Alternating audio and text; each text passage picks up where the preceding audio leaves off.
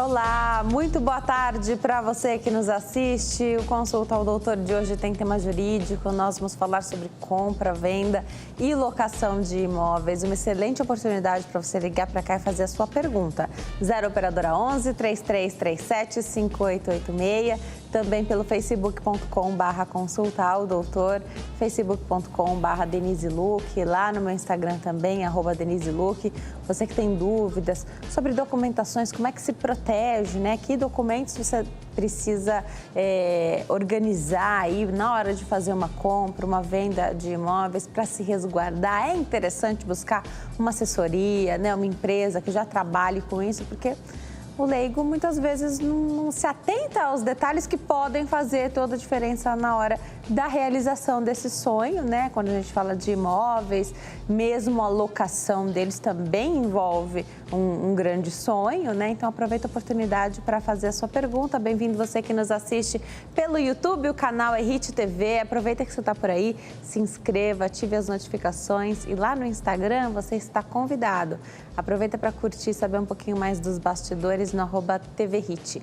Hoje eu tenho o prazer de receber o advogado, doutor Diego Sanches. Doutor, obrigada por ter vindo, uma alegria te receber aqui. Boa tarde, Denise, muito obrigado novamente pelo convite. Sempre muito bom vir aqui. A gente tem uma procura muito grande para falar sobre esse tema, né? Então, mais uma tarde que a gente aborda aqui compra, venda e locação de imóveis. E tudo isso envolve um sonho, né? A gente sempre pensa na compra do imóvel, mas quando você quer abrir um negócio ou você decide se casar e às vezes de aluguel que você vai morar, isso também implica num grande sonho, né? Mas vamos lá, vamos começar por compra e venda. Uma das perguntas mais populares que a gente recebe aqui é: eu fiz um contrato, combinei que vou comprar, estou esperando o banco aprovar a questão de financiamento, empréstimo, que seja, mas só na palavra ou anotado assim basicamente? Que tipo de documentação a gente deve ter para se organizar nessa questão, para você saber até se aquele imóvel pertence de fato àquela pessoa, para quem você vai pagar, né? Muita gente fala do sinal, paguei o sinal, mas o imóvel é daquela pessoa? Explica um pouquinho para a gente. Então, Denise, é importante realmente essa pergunta, né? Por conta de que as pessoas, elas, como você bem disse, elas tratam como um sonho, né? Quando você vai adquirir uma propriedade, um imóvel, é para você morar junto com a sua família. É muito importante que aquela compra seja o mais seguro possível, né? É importante sempre que se faça de uma forma que você busque todos os documentos, que você busque todos os elementos para que tenha essa segurança. A nossa lei, ela determina que a compra de um imóvel ela só pode ser por meio de escritura pública e ainda registrada. Então, não tem como você fazer uma compra de um imóvel, você ser proprietário de um imóvel sem ter essa escritura registrada no cartório de registro de imóveis. Tá? Então, muita gente acaba fazendo esse contrato, é um compromisso, né? Um compromisso ele tem que ser depois realizado e efetivado, que vai ser por meio dessa escritura. Então, quando você faz o compromisso, paga um sinal, você só está prometendo comprar o imóvel e aquela outra pessoa, o vendedor, ele está prometendo vender a você o imóvel.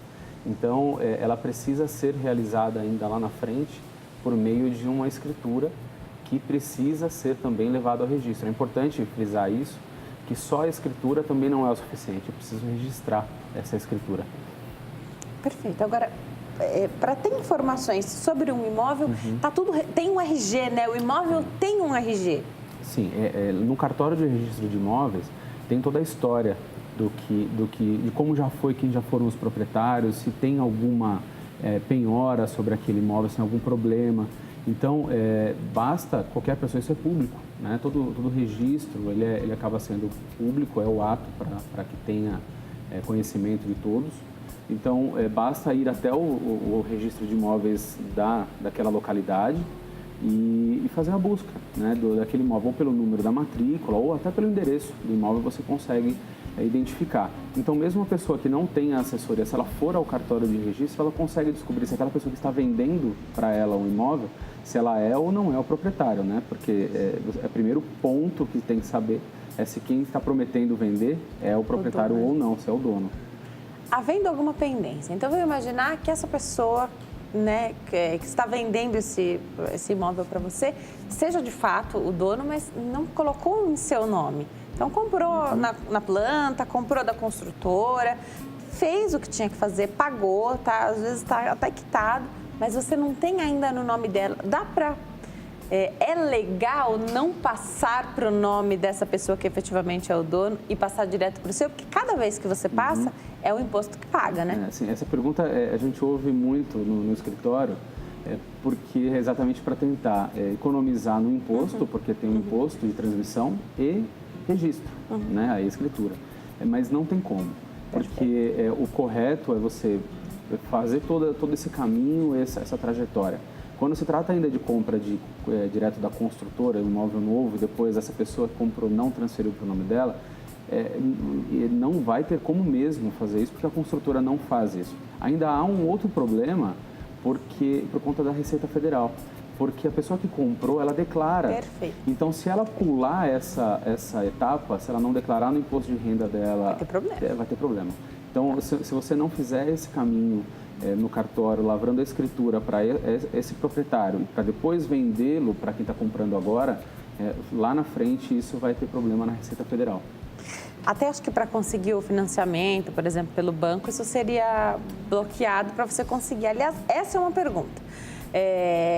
Quando você precisa de um financiamento, você vai se submeter ali a aprovação ou não, você acaba ficando um pouquinho mais protegido. Então, ainda que a pessoa seja totalmente leiga, que ela não tenha informação sobre o que é necessário fazer ou não, quando você passa pela instituição bancária, você acaba ficando um pouquinho mais protegido? A gente tem uma sensação maior, né, de segurança, porque um banco ele está avaliando algumas condições. Mas é importante frisar que assim, o banco, quando ele vai fazer a análise, qualquer que seja o banco, não é tanto estatal quanto particular, ele vai fazer a análise, ele vai verificar se quem está vendendo realmente é o proprietário, mas ele vai analisar se a pessoa que está adquirindo, ela tem condições ou não de pagar a parcela.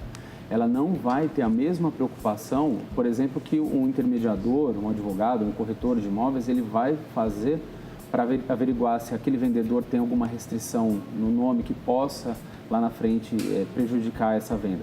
O banco, ele faz, sim, a análise, não é dizendo que não faça, mas ele faz uma análise diferente. Em outra coisa. É uma análise diferente. Pode até encontrar, nessa análise que o banco faz, algum problema em nome da pessoa que está vendendo, mas não é uma pesquisa tão aprofundada quanto é feita por um corretor de imóveis, por exemplo. Quais são os principais problemas? Então, hoje, muita gente abriu empresa, né? Nós temos muitos empresários, muito mais do que décadas atrás, e o empresário tem suas questões também. Você precisa pagar os impostos, precisa estar tudo em dia, né? Quem tem funcionários. Isso pode ser uma questão? Se você tem um débito, uma questão trabalhista, um débito até isso implica, pode ser melhor não fazer essa compra, dependendo não adquirir esse imóvel dessa pessoa que é um empresário e tem suas questões? Pode acarretar sim, Denise. Nesse caso, é importante realmente que alguém esteja avaliando ou esteja analisando para averiguar se tem risco, o risco ele é grande, alto ou não. Mas uma reclamação trabalhista, ela pode afetar o patrimônio pessoal do sócio, do empresário, né? Então, é importante que se verifique, mas não significa também que se tiver algum apontamento, que tem algum problema na empresa, isso vai afetar. É importante que se verifique o contexto. A gente não pode analisar somente o problema, você tem que analisar o contexto da situação. Então, às vezes, o empresário ele tem lá um débito, mas ele tem outros patrimônios que possam suprir aquilo. Eles são suficientes para pagar aquele débito com o seu funcionário, com aquela reclamação, ou com impostos, ou qualquer que seja a dívida, né? Então, nessa situação, não há risco. Ele está declarando que tem outros bens. O problema é que, naquele caso, ele está vendendo um único bem. Seria a única forma de pagar os débitos que ele tem, por exemplo, com seus funcionários, seus empregados. Existe situação em que essa transação ela vai ser anulada, ela pode ser anulada. Então, a pessoa não poderia vender aquele imóvel e aí você comprou e às vezes você já até reformou, já gastou, investiu um dinheiro ali e torna-se nula a transação? Infelizmente, existe a situação. Quais hipóteses? Ela sempre vai ser uma exceção à regra. A regra é que não seja revertida, seja anulada esse negócio, essa compra. Mas se aquele for o único bem para pagamento dos credores, e se for verificado que o comprador sabia daquela situação, ele então... se torna cúmplice até, né? Pois é. Então, ele tem meios para descobrir, né? Então, ele acaba tendo responsabilidade sobre aquilo e pode acarretar, não que vá, mas pode acarretar na anulação desse negócio. Então, maneiras da gente se proteger, do comprador se proteger, é pegar essas certidões negativas, juntar esses documentos, você forma um arquivinho ali e você prova numa situação como essa de surgir um problema que você investigou tudo, menos aquele setorzinho ali deu problema. É uma maneira de você mostrar, olha, mas eu vi tudo, eu verifiquei, eu não fiz parte de nada, porque algumas pessoas até buscam tirar bens do nome, isso nem é legal, né? Não, isso não, a gente dá o nome de fraude, né? É uma fraude realmente, a fraude contra credores, né? Então você está vendendo, você está se desfazendo do seu patrimônio para prejudicar um credor que você tenha. Isso, se a pessoa que está comprando, ela sabia ou tinha como saber, esse negócio ele pode ser anulado. E aí, hoje a gente ou procura um advogado ou imobiliárias que tenham esse setor jurídico, é assim? Na verdade, quem faz essa análise, essa primeira análise, é o corretor de imóveis. Ele tem as responsabilidades, ele tem capacidade técnica para isso. O advogado também pode fazer isso, né? O advogado ele tem conhecimento conhecimento técnico mais aprofundado que o corretor, no sentido de que ele pode verificar, por exemplo, em um processo, se aquele processo pode ou não pode trazer riscos àquele negócio. O corretor também tem condições de ver, mas tecnicamente de um processo, né, talvez falte conhecimento para o corretor. Perfeito. Comprando na planta, quais são os riscos de comprar um imóvel na planta? A gente sabe, vem escrito, mas são contratos que a gente pouco questiona, né? Eles já estão ali, já estão prontos, esperando a sua assinatura. Eu acho engraçado quando a gente precisa assinar contratos, porque para a pessoa que faz isso todo dia, o corretor, por exemplo, ele te conta, ele diz que te conta, está te contando o que está escrito ali, só pede para você assinar e dar um vistinho em cada página. Mas as letras são pequenas e eu acredito muito que seja necessário fazer a leitura na íntegra e até buscar um profissional se a gente não conseguir entender o que significa e quais são as repercussões. Mas queria que você explicasse para a gente se mesmo, é na planta, você então não tem um histórico regresso, né? É um imóvel novo, você conhece a construtora, você acredita que aquilo vai estar certo, mas ainda assim pode gerar problema, né? Pode. Importante quando você vai adquirir uma propriedade, um imóvel na planta, um apartamento na planta, por exemplo, né? Você está adquirindo de uma construtora, uma incorporadora que tenha uma certa estabilidade, que tem uma credibilidade no mercado, né? Hoje os riscos eles são muito menores por conta de uma defesa que a legislação ela traz. Algum tempo atrás isso não existia. Hoje existe uma situação que se dá o nome de patrimônio de afetação, ou seja, todo o dinheiro que entra naquele imóvel ele serve para a construção daquele imóvel. Então acaba dando um pouco mais de segurança para você. O valor daquele empreendimento ele acaba sendo muito superior, por exemplo, a uma dívida que aquele imóvel poderia responder. Normalmente as construtoras elas acabam tendo outros bens que possam satisfazer. Então, acaba se blindando esses adquirentes, tá? Até por conta da hipossuficiência, né? O adquirente ele não tem a mesma condição técnica, jurídica de discutir um contrato com uma incorporadora, né? Você disse que buscar um advogado, realmente isso é necessário. Algumas construtoras e incorporadoras até oferecem esse serviço, né, para que o advogado da própria construtora possa esclarecer as dúvidas, né? E aí vai se discutir, mas é uma informação confiável ou não é uma informação confiável, porque quem está oferecendo é a própria construtora. É sempre importante que o advogado, assim como o médico, seja aquele que você confia, né? Porque você está entregando realmente um grande investimento, né? É o sonho. E mais do que só o dinheiro, né? Na verdade é isso, essa questão do sonho mesmo. Vamos atender a telespectadora? Claro. Tá na linha a Elisângela, fala conosco aqui de São Paulo. Olá, Elisângela, tudo bem? Oi, boa tarde. Tudo bom? Isso. Posso falar minha dúvida? Pode perguntar, Elisângela. Obrigada por ter ligado. Tá. Tá. Então, eu gostaria de perguntar para o doutor, é o seguinte, eu tenho um imóvel, né? E o imóvel ao lado, ele é locado, né? E ele estava locado, só que eu tive muito problema com o vizinho em relação a cachorro, né? Muitas coisas. Agora o imóvel está vazio. Eu gostaria de saber do doutor se agora, né, que eles vão locar novamente esse imóvel, se eu, como proprietária do imóvel vizinho, eu posso fazer algum tipo de exigência. Porque até então, o proprietário ele não mora, né? Ele está locando para uma terceira pessoa. Né? E como o imóvel ao lado é meu, eu gostaria de saber se eu posso reivindicar alguma coisa em questão do direito. Obrigada, Elisângela. Um beijão para você. Doutor, acredito que essa questão também seja bastante comum, né? Ela é bastante comum. É uma situação delicada, porque a gente está tratando, na verdade, de duas pessoas que têm a propriedade e você tem aquela ideia de que você pode fazer dentro da sua propriedade aquilo que você bem entender. Né? E quando você aluga para o inquilino também tem essa ideia, que eu posso fazer aquilo que eu quiser na minha casa, não é? Mas isso realmente tem limites. O Código Civil, ele trata do direito de vizinhança.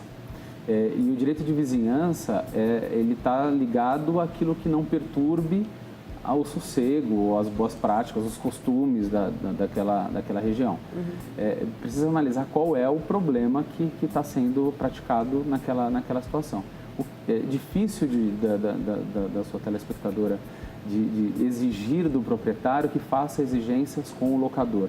Por exemplo, ela citou o caso do cachorro. É muito difícil de você exigir que o proprietário impeça que o locatário tenha cachorro. Talvez o proprietário exija isso, mas difícil de o vizinho forçar o proprietário que não tenha.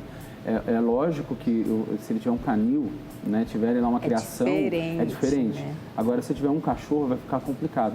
O que eu oriento, se existirem problemas que estão atrapalhando a vizinhança, aí vai ter que procurar outros meios, até, vamos supor que façam festas de forma até tarde, com uma certa rotina, né? Então chame a polícia para que sejam tomadas as providências. Mas difícil de exigir que esse proprietário impeça que o inquilino faça alguma coisa nesse sentido. Agora, o dono do imóvel pode não querer alugar, é um direito dele, para quem tem cachorro, porque a gente sabe que existe uma degradação ali do local, dependendo do tamanho do cachorro, enfim, né? Você pode não alugar, é um direito do dono do imóvel. Sim, ele pode fazer essa exigência, exatamente ligado a esse sentido de que manutenção, ele pode danificar uma porta. Enfim, qualquer que seja o problema, ele pode sim pedir para que não tenha um animal. Agora, é sensível, né, isso, porque qualquer cachorro, pode ser que a pessoa tenha um cachorro de pequeno porte que não... Ou até um de grande porte que não tem implicação alguma, né? É caso a caso. É por isso que precisa conhecer a pessoa. Exatamente. Né? Agora, não é o caso da Elisângela, nossa telespectadora, mas aqui eu lembrei de situações em que você tem uma entrada com várias casas, né? Então, são várias casas independentes, porém, interligadas por um quintal ou por um corredor, enfim. Essas exigências também podem ser feitas. Tem algo que, às vezes, o terreno é da mesma pessoa, né? E as casinhas, cada uma alugada para uma família. A mesma coisa. Nessa situação é até mais comum que se façam essas exigências, porque se uma delas tiver um cachorro de grande porte, por exemplo, pode trazer problema de segurança para os outros vizinhos, né? Então é mais comum que se faça realmente, né?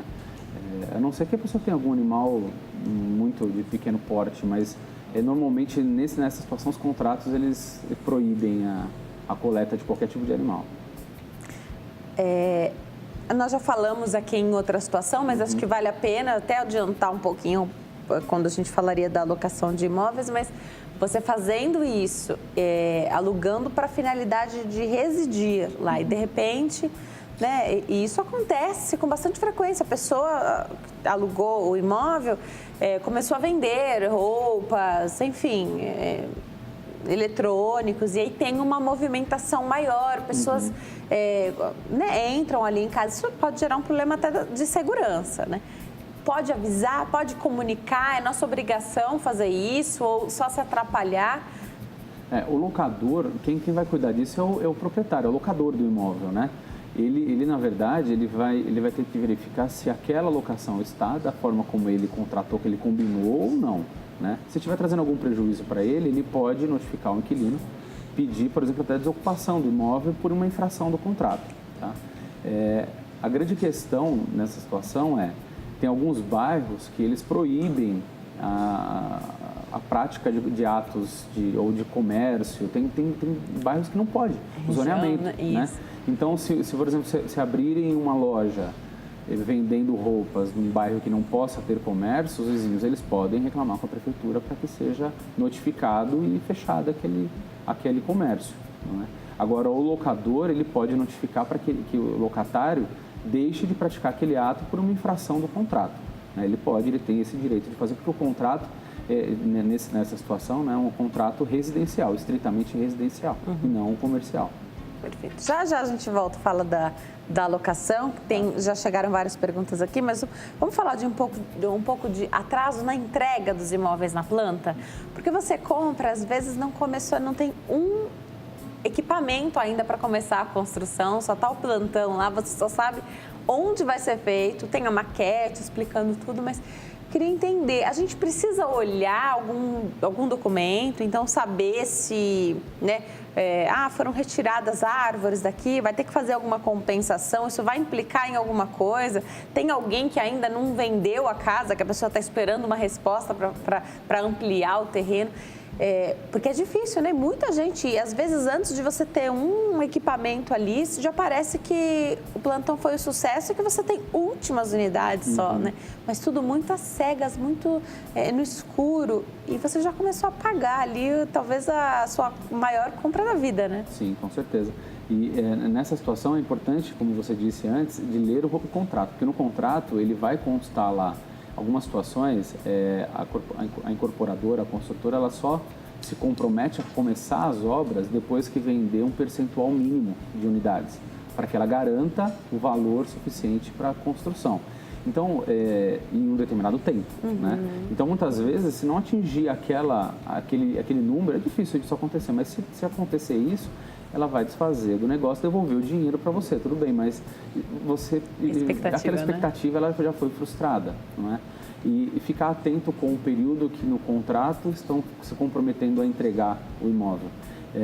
No contrato, normalmente, eles colocam um prazo de tolerância, que pode ser até de 180 dias de tolerância, que é o que o STJ ele admite, até 180 dias de tolerância, ou seja, eles colocaram que a entrega vai ser no dia 1º de janeiro, eles têm mais 180 dias para entrega. Então, não gere tanta expectativa para receber as chaves na data de previsão, porque eles normalmente a construtora usa esse prazo de tolerância, né, para que faça a entrega da unidade, né, a entrega do apartamento para você.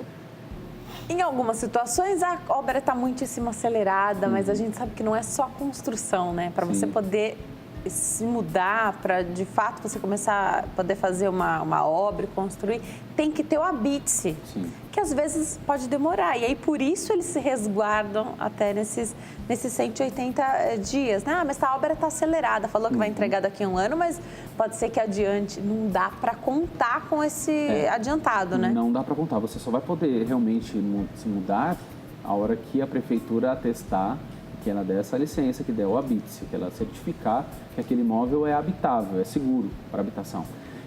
Nos tribunais, as construtoras, as incorporadoras, elas não estão conseguindo atualmente se desvencilhar das multas por conta do atraso, mesmo por falta do habite-se. Não depende delas, né?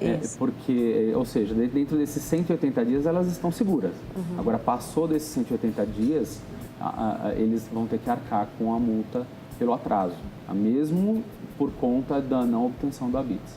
Isso gera uma multa, mas pode gerar também arcar com as despesas da pessoa que se planejou, encerrar o contrato que tinha de aluguel, o que for, ou vendeu o imóvel, ficou morando em alguma outra casa aí por um período, e aí a casa não está pronta. Sim. Você vai ter que morar de aluguel de novo.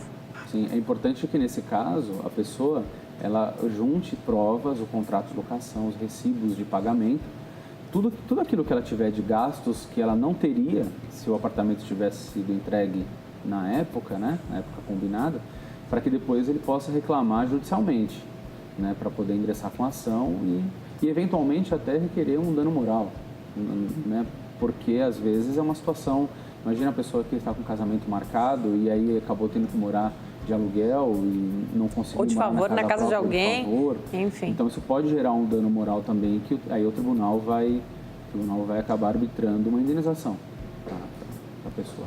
Perfeito. Eu vou me preparar para dar um recadinho. Enquanto eu chego até lá, essa questão de documentação, tem todo o descritivo sempre, né, no que vai ser entregue junto com o apartamento, no caso se for um prédio, né, ou então junto com a casa, enfim. Muitas vezes o corretor, né, então a gente sempre fica preocupado se não é a ânsia de fazer a venda, né? Por isso que eu acho importante ir várias vezes e conversar com as pessoas, mas não está escrito aqui que entrega tudo mobiliado, não está escrito no contrato. Mas essa construtora ou essa empresa costuma entregar tudo direitinho. Isso pode ser um risco. Explica pra gente enquanto chega até lá, por favor. Pode ser um risco, sim. É importante que quando você vai adquirir um apartamento ou uma unidade nova, que você verifique o memorial descritivo. Porque lá no memorial descritivo ele vai constar tudo aquilo que a construtora ela tem por obrigação de entregar na sua unidade. Você não vai poder exigir nada além daquilo que está já no memorial descritivo. Então você precisa ser conhecedor. Como você bem disse, você precisa ir lá várias vezes e conversar, tirar as dúvidas, conversar com o corretor, conversar com o supervisor, perguntar, ler, né, e tirar todas as dúvidas realmente para que depois não gere uma expectativa falsa, né, e que não possa reclamar algo que você pensou que tinha por direito e realmente não tem, porque não está lá combinado no seu contrato. Vamos para o intervalo? No próximo bloco tem mais bate-papo. Até já!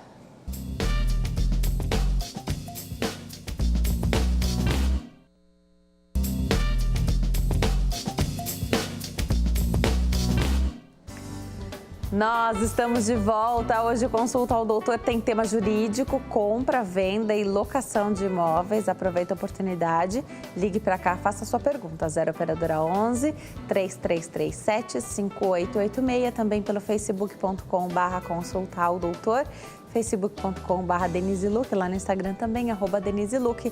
Doutor Diego Sanches, advogado, nosso convidado aqui hoje do Consulta. Doutor, durante o intervalo chegou uma pergunta, acho que cabe bem aqui nesse bate-papo. A Fátima de Montes Claros, Minas Gerais, ligou para cá, diz que ela, juntamente com o marido, né, eles assinaram um contrato de uma casa na planta. Não chegou ainda a segunda via desse contrato. Aí, primeira pergunta, demora mesmo? A gente não vai embora já com esse contrato? Foi olhar, ainda não está registrado, e a construtora pediu para que o marido dela assinasse um termo de redução de metragem. Então, ela pagou por um terreno e uma construção maior e pediram para reduzir aí mais de 100 metros quadrados, sem redução de valor. Para mim, é nítido um certo abuso, né, que foi realizado aí. Com relação ao contrato, é natural até que assine, depois ele vai para os diretores, né, para as pessoas responsáveis pela construtora para assinar. Não costuma demorar meses, né? São coisas que em dias, semana, talvez, isso já se resolve. Então, mas a pessoa pode exigir a entrega desse documento. E é importante que faça o quanto antes, para que você tenha em mãos o documento. Com relação agora à redução da metragem, me causou até estranheza um pouco o fato, né? Pode acontecer por uma questão de erro de metragem, talvez, não sei. Mas a assinatura ela teria que vir acompanhada com a redução do valor, mesmo que proporcional, né? Porque às vezes não tem jeito, tem que assinar, pois né? Para a coisa funcionar, tem que assinar, mas a gente não é obrigado a pagar por esse valor. Claro, né? E às vezes também não é interessante para a pessoa naquela nova metragem. Ela queria que o projeto dela fosse na metragem anterior, ela teria que ter a opção de rescindir o contrato, de desistir. E nesse caso, sem pagar multa. Sem pagar multa. A construtora teria que devolver os valores, eventualmente até a construtora pagar a multa. Né? Então, nessa situação, eu aconselharia ao telespectador, a pessoa que adquiriu, a procurar uma pessoa especializada nisso, né, um advogado, para que possa tomar as medidas, analisar a documentação, ver certinho qual foi o documento que foi assinado. Ela precisa pegar esses documentos da construtora para depois, eventualmente, ingressar com uma ação para rescindir ou ter o terreno no tamanho que ela esperava no começo. Então, se houver essa mudança, então, houve a venda, você promoveu ali um stand, um plantão, e depois você teve que reduzir, mudar, as pessoas têm a liberdade de poder rescindir, porque pode não ser mais interessante, e aí não se paga multa por isso, porque o erro não foi do cliente. Exatamente. Quando se fala em pequenos percentuais, eles são admitidos. Tá. Inclusive, assim, o tribunal ele já entende dessa forma. Sensível, né? Até o contrato já prevê, normalmente, algum percentual mínimo, né? Mas aí, pelo jeito, são mais de 100 metros de diferença, né? De metragem. É uma diferença muito grande. É uma diferença que tecnicamente falando, um engenheiro, um arquiteto, alguém que fizesse a medição conseguiria saber se a metragem estava correta ou não quando foi feita a oferta, né? Perfeito. Se chegarem perguntas sobre compra e venda, eu vou ficar feliz de fazer aqui, mas vou passar para a questão da locação, que é a nossa maior demanda. Vamos lá, um imóvel que é alugado, e você tem a sua vizinhança ali, que podem ser os proprietários ou mesmo outros locatários, enfim. Um imóvel, uma casa alugada para uma pessoa, e aí vão morar, nessa casa vão morar, às vezes, 3, 4 famílias, às vezes a casa grande, né? Cada família fica com um quarto. Pode isso? Quem mora do lado pode exigir alguma coisa? Volta ao problema que a nossa colega perguntou antes, né? É difícil o vizinho questionar, o vizinho conseguir algum êxito nessa reclamação. Ele vai ter que olhar se o problema está sendo causado, o que está sendo causado, ele está infringindo ou não o direito de vizinhança, se está perturbando ou não a vizinhança. Né? O simples fato de terem mais pessoas morando na casa, se é uma casa grande, né, que comporte aquele número de pessoas, isso não acarretaria, por exemplo, numa rescisão de um contrato de locação. Normalmente, os locadores, eles perguntam, né, quantas pessoas vão morar no imóvel e até colocam no contrato. A residência é para moradia de tais e tais pessoas. Mas também é discutível a rescisão do contrato porque foram morar mais pessoas. Até pelo fato, vamos pegar como exemplo uma pessoa que ficou grávida e agora tem mais uma criança que mora na casa. Não é causa de rescisão de um contrato. Ou um pai que precisa, doente, você vai morar lá. Então, não pode ser causa de rescisão, né? Então, vai ter que analisar caso a caso se está ou não está infringindo o direito de vizinhança, né? Agora, e quando é condomínio?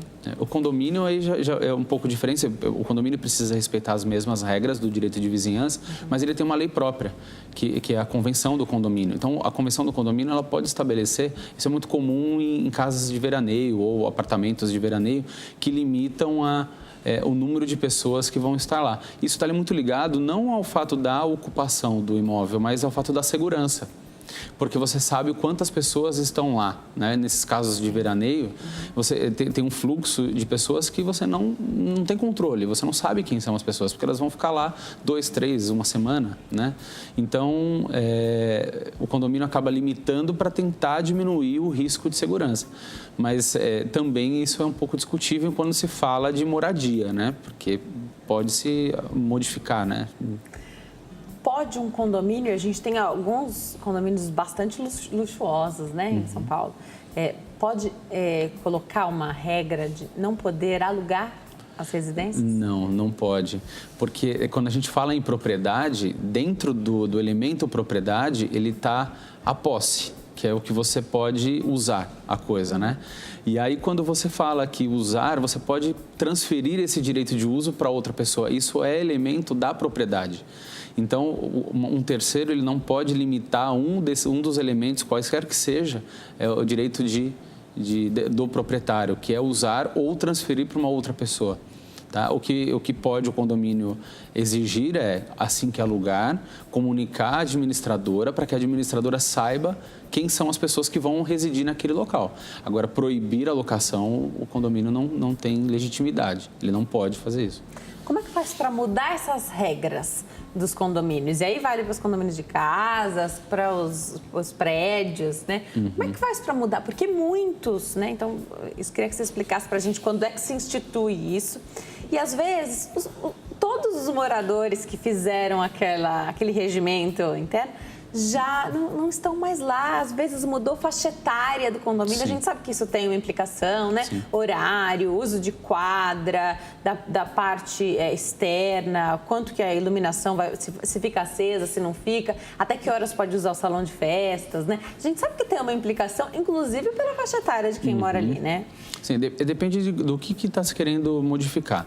Quando o condomínio ele é instituído, então na primeira reunião do condomínio já se cria a convenção, né? Então a convenção são as regras principais que tem que ser seguido por todos os condôminos, por todo mundo que mora naquele local.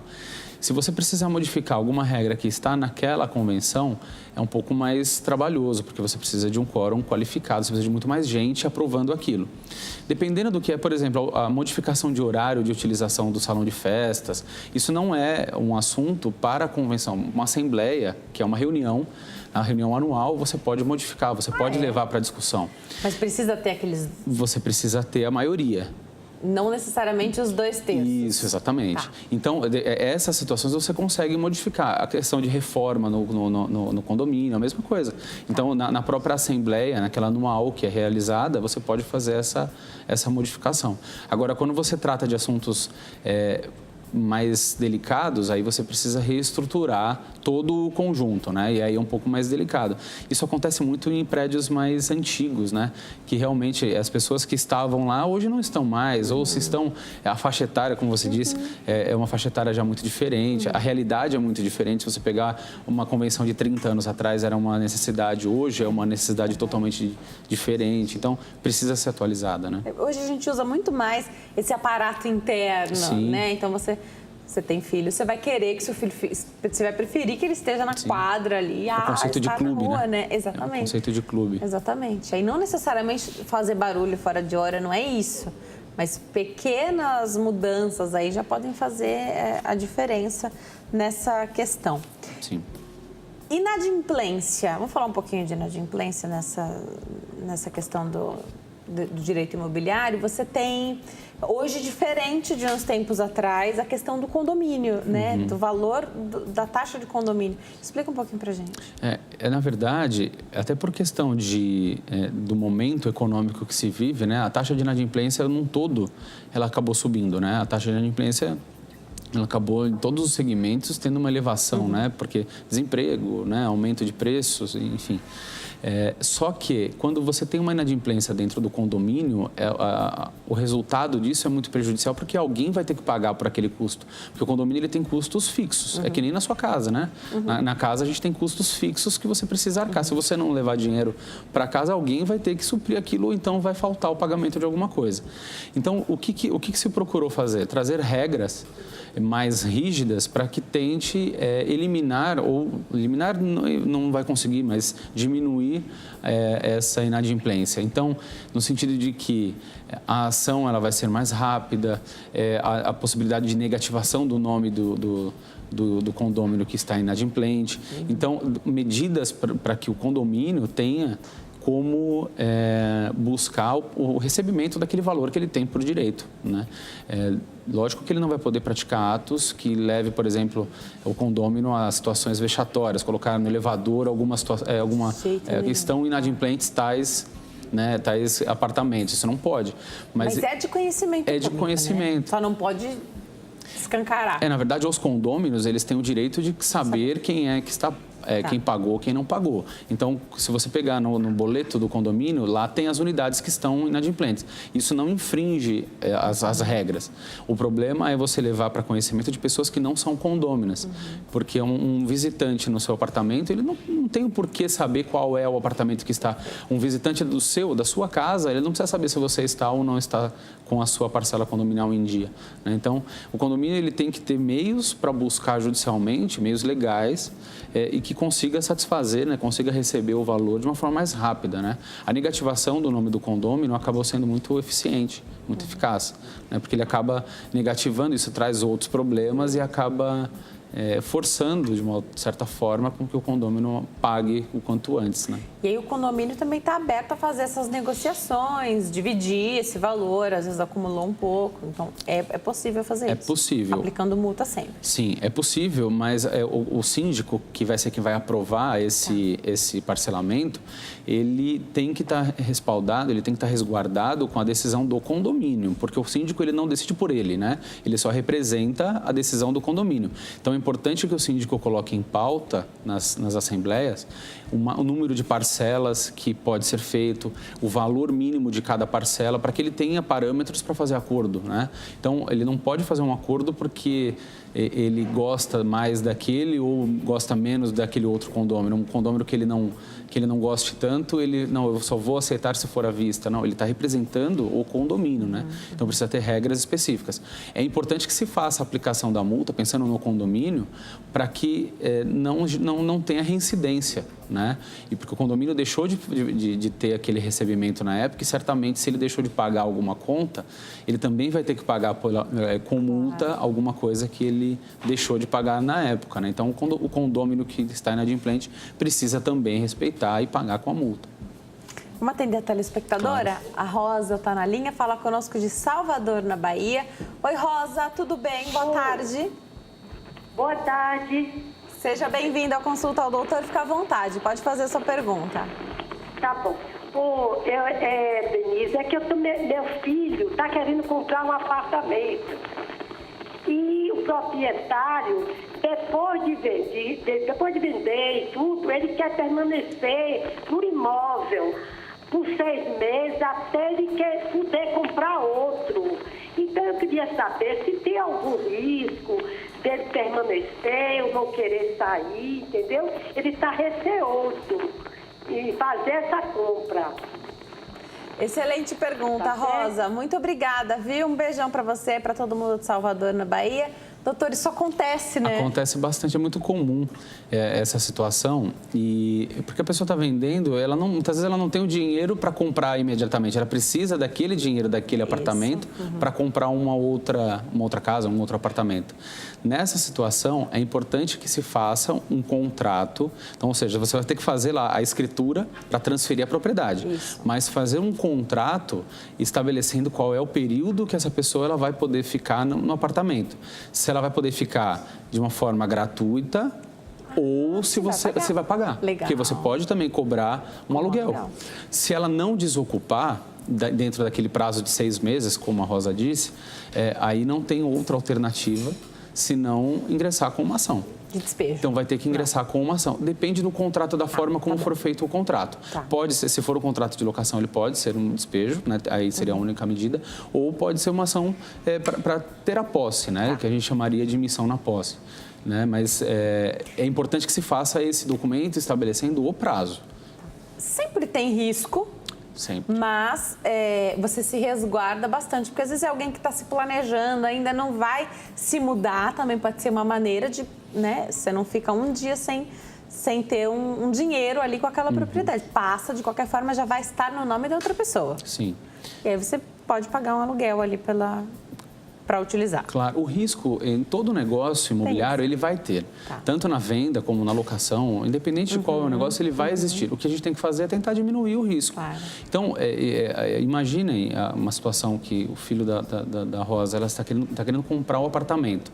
O dinheiro que ele está investindo, é importante que ele tenha uma reservinha para contratar alguém para fazer essa assessoria. Claro. Porque não é um custo, é um investimento, é para proteger isso, né? Estou dando ele como exemplo, mas todo mundo que está comprando um apartamento ou alugando, é importante para não ter um problema maior, para diminuir esse risco, né? Uma pessoa que trabalhe com isso vai conseguir, de alguma forma, diminuir esse risco que ele pode ter lá na frente. Ou se tiver um problema, que o profissional não tem como eliminar, não tem como prever, mas que tenham saídas para que a pessoa possa atuar, né? Que ela possa fazer. Às vezes a pessoa também precisa que o imóvel saia do nome para poder usar, de repente, o fundo de garantia para comprar um outro imóvel, enfim, né? Mas são saídas. Gostei dessa pergunta da Rosa. Obrigada, viu, pela sua pergunta, nossa telespectadora lá de Salvador. Doutor, pergunta que chegou aqui no nosso Facebook. Vamos lá. Não vou falar o nome porque mandou por mensagem particular e esse é o nosso combinado. Comprei um terreno por contrato de compra e venda, porém, agora ele se encontra num inventário porque o dono faleceu. O que fazer para transferir a escritura? Os filhos podem assinar antes da conclusão do inventário? É comum isso acontecer, porque, na verdade, quando se faz essa situação de loteamento, você promete a venda e depois que se conclui, aí vai fazer a individualização de cada unidade para registrar essa escritura, né? Se, infelizmente, o proprietário faleceu antes de lavrar essa escritura, de fazer essa transferência definitiva, agora não tem outra alternativa senão a resolução do inventário. Os filhos, os herdeiros, eles não têm como fazer a transferência, assinar esse documento, porque o imóvel lá no registro, no cartório de registro de imóveis, está em nome do pai. Então, eles não têm como representar o pai. Precisa primeiro resolver o inventário para passar essa propriedade para os filhos, agora os herdeiros, né? E aí esses herdeiros fazer a transferência. O que pode ser feito no próprio inventário é o juiz do inventário, se o inventário for feito judicialmente, ele expedir um alvará e dar uma autorização para fazer a transferência. Mas isso é uma situação de exceção, não é a regra. A regra é resolver o inventário para depois cobrar desses herdeiros que façam que cumpram aquilo que o pai tinha prometido. Só que inventários podem demorar. Os inventários eles já demoraram mais tempo do que demoram hoje. Mas se for um inventário judicial e dependendo da quantidade de patrimônio, né, que a pessoa deixou, ele pode demorar um pouquinho. Mas a pessoa que comprou corre o risco de desfazer isso porque os herdeiros não querem? Normalmente no contrato ele consta que aquela obrigação ela vai ser transferida para os herdeiros, porque a pessoa que faleceu está deixando patrimônio. Sim. Então os herdeiros vão ter que respeitar os negócios que foram prometidos pelo pai, né? Então dificilmente um contrato ele é feito sem essa cláusula. Perfeito. Eu vou me preparar para dar um recado. Enquanto eu chego até lá, uma das questões também mais comuns é construção em terrenos de outras pessoas. Então, você tem uma família que tem um terreno, sobrou um espaço, você vai construir sua casa e, de repente, quem morava ali quer alugar e o dono da construção ali de trás, por exemplo, quer saber se tem alguma voz para escolher ou definir alguma coisa. Primeira pergunta, é um risco construir no terreno de outra pessoa ou às vezes ampliar, às vezes era uma casa térrea e aí você constrói sobrado, mas se o terreno não é teu, como é que faz essa questão? Explica um pouquinho enquanto eu chego até lá, por favor. É sempre um risco, né? É sempre complicado você investir o seu dinheiro na propriedade de outra pessoa, porque pode ser que lá na frente você não tenha o retorno disso. Se você já está numa situação dessas e você já construiu, você já tem o custo daquilo que você ampliou, que você construiu, é importante que você tenha as notas, né, o que você está fazendo, que você tenha as notas, que você tenha os comprovantes do que você gastou, até para poder ter o ressarcimento dessa importância, desse valor.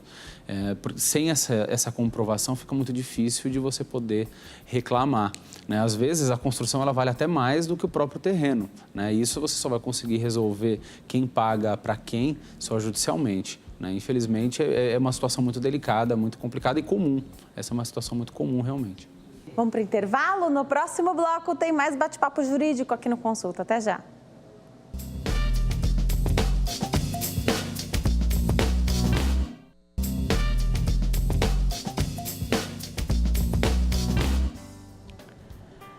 Nós estamos de volta hoje com tema jurídico aqui no Consulta ao Doutor, compra, venda e locação de imóveis. Quem responde tudo para nós é o doutor Diego Sanches, advogado. Antes de voltar para o nosso bate-papo, vou convidar a dona Eliana para nos dar uma super dica do Shopping do Povo. Boa tarde, Denise e todos vocês que estão acompanhando o programa Consulta ao Doutor. Eu estou aqui no Shopping do Povo para trazer para vocês aquela dica tão especial. Hoje eu estou aqui com mais um livro daquela série de livros de bolsos que você encontra no Shopping do Povo. Esse específico para casais se chama Casados para sempre, descubra o segredo de um casamento feliz. Então, para você que quer orientações para o seu casamento, de acordo com a palavra de Deus, com versículos bíblicos que vão ensinar a verdadeira felicidade, esse é um livro que custa menos de R$10, que você pode presentear alguém que você sabe que enfrenta uma luta no casamento. Então, para você que quer conhecer mais esse livro, que quer adquirir, ele está aqui no Shopping do Povo, na Avenida São João, no número 815, próximo à Estação República do metrô. Mas você também pode adquirir no nosso site spovo.com.br ou pelo Televendas 0 Prestadora 21 2141 5100. E é isso aí, Denise, essa foi a nossa dica de hoje. Todos vocês continuem acompanhando o Consulta ao Doutor.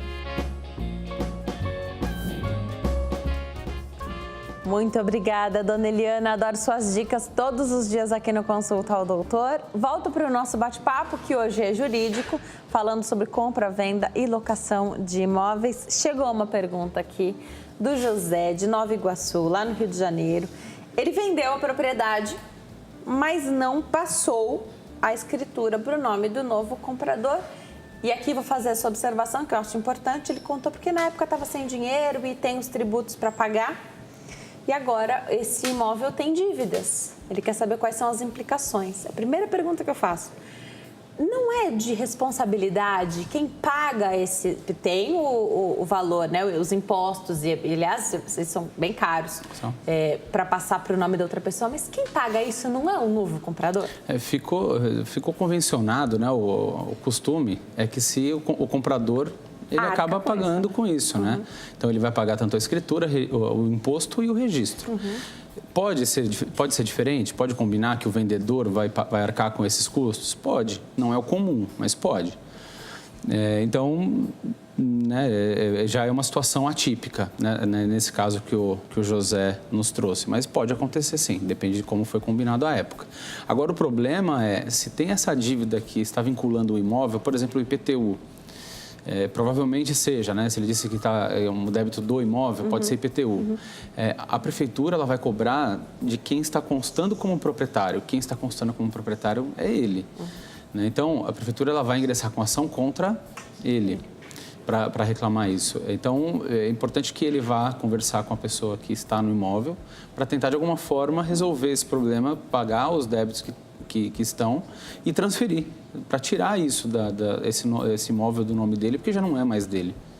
Não é interessante para ninguém não transferir o imóvel para outra pessoa, né? Sim. A pessoa comprou, ela quer o imóvel, a propriedade no nome dela, né? Sim, e a que vendeu quer tirar o nome, porque a administração de um imóvel, você tem o risco sempre da pessoa ter dívidas, né? Sim. Então, não é interessante ficar nessa situação. É vantajoso para as duas partes fazer logo a transferência, para que o imóvel ele esteja em nome daquele que é realmente o proprietário, aquele que pagou pelo imóvel, né? Pagou por ele, né? Então, é importante que esteja tudo certinho no documento. Perfeito. Agora, quando são duas pessoas, a gente já sabe. E quando o imóvel ainda está no nome da construtora ou... Enfim, a gente sabe que uma série de coisas podem acontecer com as construtoras, inclusive falência, né? Você pode ter um problemão se você pagou, você fez tudo direitinho, mas você não passou por seu nome e, de repente, a construtora fale, por exemplo. Quando é construção, tem duas situações, né? Quando você está vinculado a uma construtora, a um prédio, por exemplo. Ou você pagou já à vista, diretamente para a construtora naquele período de construção, que você tem um contrato com eles, ou você acaba fazendo um financiamento, mas o financiamento ele só sai com o habite. Nenhuma instituição financeira ela vai liberar crédito sem um habite. Então, se tem o habite, é porque ele já está pronto, já está habitável, você pagou e você pode ingressar. O problema é quando você paga com recursos próprios e a construtora não entrega esse imóvel, né? Seria essa situação mais problemática. Existe o risco? Existe, naturalmente existe. Hoje o risco é menor do que ele era há 30 anos atrás, por conta de modificações na lei. Mas existe, né? Então é importante que você vá pesquisar, olhe a construtora, se ela tem algum problema judicial, faça uma pesquisa se tem algum um outro comprador, se ele algum outro comprador já ingressou com uma ação contra a construtora, não é? Se está reclamando alguma coisa parecida nesse sentido. Então, é importante que você investigue, né, a vida também a saúde financeira da construtora. Perfeito. Vamos voltar para a locação para a gente falar dos contratos. Tem alguma regra para contrato? Eles têm tempo mínimo, máximo? Contrato de locação residencial que você quer dizer, o contrato de locação residencial, eles têm, a maioria deles são celebrados com prazo de pelo menos 30 meses. Por que 30 meses? São 2 anos e meio, é bastante tempo, né? A pessoa que está querendo morar, o locatário, o inquilino, ele quer ficar um tempo razoável. Normalmente ele não quer mudar da casa de 6 em 6 meses, uma vez por ano, né? Porque tem um custo. Então ele quer ter uma estabilidade. O locador é a mesma coisa. Ele quer ter uma estabilidade para ele receber o valor do aluguel durante um determinado tempo, porque ele começa até a fazer contas com aquele valor que vai entrar. E a lei do inquilinato, ela traz alguns benefícios para o locador se o contrato for feito com 30 meses, pelo menos. Que é, por exemplo, a situação dele pedir para desocupar o imóvel, mesmo com o inquilino pagando certinho o aluguel. Então, quando vence o contrato, 30 meses, ele pode pedir para o inquilino desocupar, simplesmente porque venceu o contrato. Se o prazo for inferior a 30 meses, a lei ela trata de uma forma diferente. Você só vai pedir para ele desocupar se ele estiver infringindo com alguma obrigação dele. Então, por exemplo, não está pagando aluguel, ou ele não podia ter cachorro, tem cachorro, alguma coisa aconteceu para que ele quebrou o contrato, para rescindir esse contrato. Então, acabou se estipulando 30 meses. Você pode conversar e fazer contratos menores, mas não me parece interessante para quem está alugando, né? Não é interessante, porque quem está... Você quer segurar a pessoa, né? Para os dois. Legal. Tem uma questão que chegou aqui também, que achei bastante interessante. Muita gente ainda não usa imobiliárias, né? Então, você não chega ao boleto. Às vezes, a pessoa passa nas casas, o proprietário passa nas casas no dia combinado, fazendo essa cobrança, pegando esse dinheiro. E aí, a questão aqui é que esse proprietário faleceu. E de um dia para o outro, de um mês para o outro, a pessoa não passou mais lá, porque até você ter o conhecimento de como era feito, até pela família, isso pode demorar. É uma situação também super difícil para a família.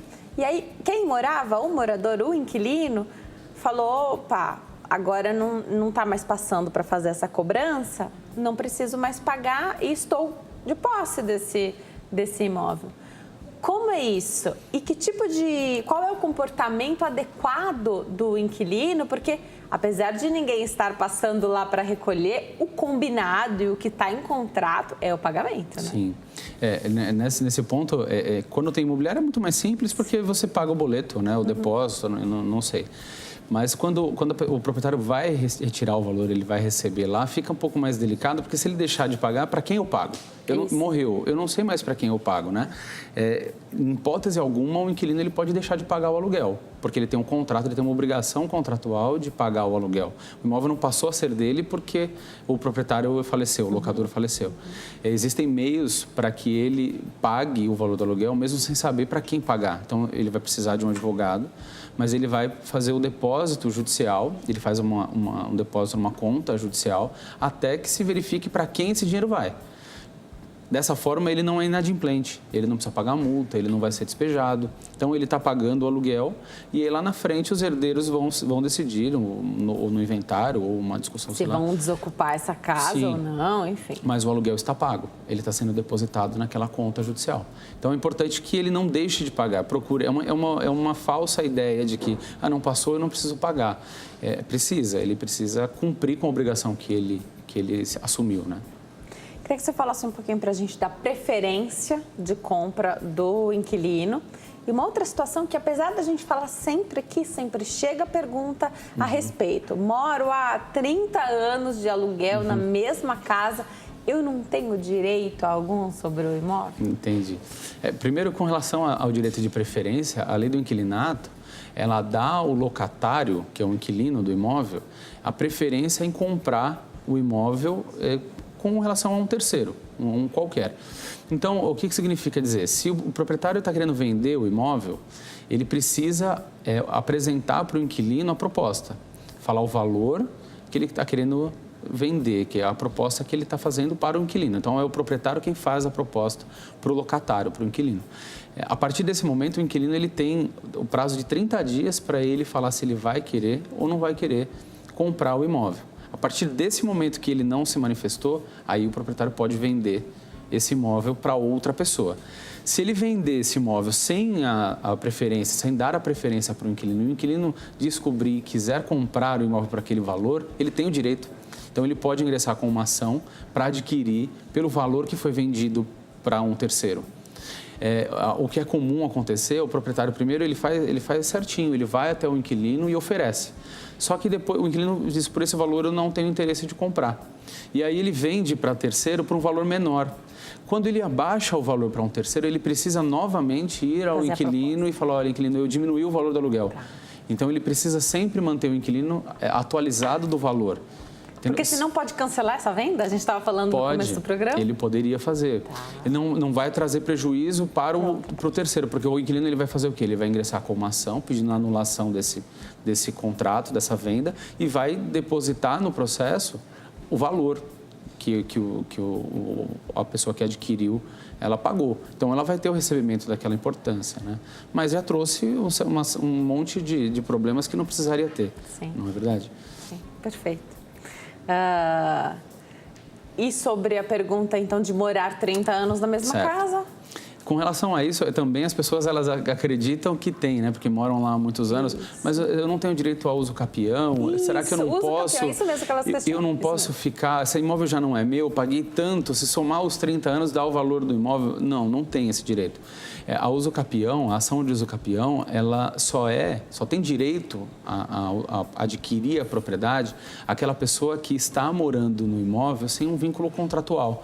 Então, quando você faz uma locação, você tem uma relação de contrato. Alguém te entregou o imóvel para você usar mediante pagamento. Até empréstimo não dá direito ao uso capião.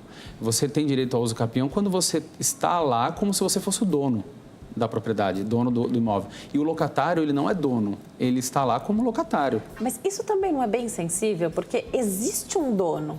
Então, esse dono não está pagando IPTU, não está pagando a energia elétrica, a água, e aí essa pessoa está fazendo isso, então agindo como dono. Isso. É isso. É que a questão da ação de uso capião, ela vem para falar da função social da propriedade. Tá. Por quê? A propriedade ela tem que atingir uma finalidade específica. Mas a locação, ela também serve à função social, que é a moradia. Então, o proprietário, ele aluga e tem o recebimento. Alguém está morando naquela propriedade e ele tem o recebimento daquele valor. Então, ele ainda está ocupando de uma forma indireta e dando utilidade para aquela propriedade. Se ele abandona e alguém passa a ocupar aquela propriedade e aí paga imposto, água, luz, e cuida daquela propriedade como se fosse o dono, aí sim ela tem direito ao uso capião. Agora, se ela paga o aluguel, não tem direito. Porque está em contrato, está em contrato, né? Por isso também é importante fazer esse contrato, que é para não gerar dúvida com relação a isso. E tem muitos proprietários que eles têm, quando o inquilino fica muito tempo no imóvel, tem medo de renovar e pede para o inquilino, é um bom inquilino, paga o aluguel pontualmente, mas tem medo de renovar o contrato porque fica com medo da pessoa ter esse direito. E não tem o direito, porque o contrato ele já quebra esse vínculo, né? Ele já impede a ação de uso capião. Reformas, melhorias, então às vezes você tem uma rachadura na construção ou uma goteira, enfim, quem é que paga por isso e como é essa conversa? É sempre importante que o locatário é quem está na posse, então ele quem vê, né, os problemas que vão aparecendo, surgindo no imóvel. Se for uma reforma, alguma benfeitoria que for necessária, ou seja, aquela que precisa para manter a estrutura do imóvel, uma rachadura, né, que se não consertar rápido, ela vai cair, o locatário ele pode fazer e cobrar do proprietário, porque é uma obrigação do proprietário, do locador, de fazer aquilo, para manter o imóvel em condições adequadas. As outras, o locatário ele só vai poder fazer e cobrar do proprietário se tiver autorização. Então, vamos supor, se ele construir um cômodo a mais, se o proprietário autorizou aquela construção, ele vai poder pedir o abatimento do aluguel ou pedir a indenização. Se ele fez uma benfeitoria para deixar mais bonito o imóvel, por exemplo. Ele não tem direito também a recebimento, a não ser que o proprietário concordou com aquilo, né? Então, quando a gente fala em benfeitoria, aquela para a estrutura do imóvel, é a responsabilidade do proprietário. As outras, o inquilino não pode questionar.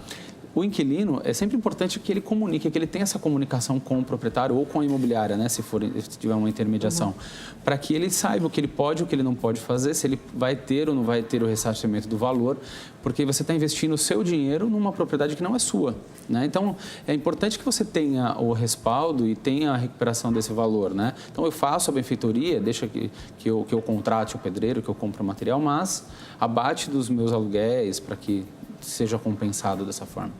Perfeito.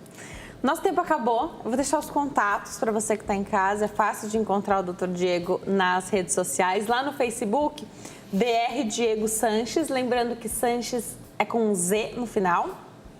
Tem o e-mail que o doutor disponibiliza e aí sobrou aquela dúvida, você quer fazer um questionamento para o doutor, vai lá no dgosanches, com Z no final, .adv@gmail.com, dgosanches.adv@gmail.com e lá no Instagram é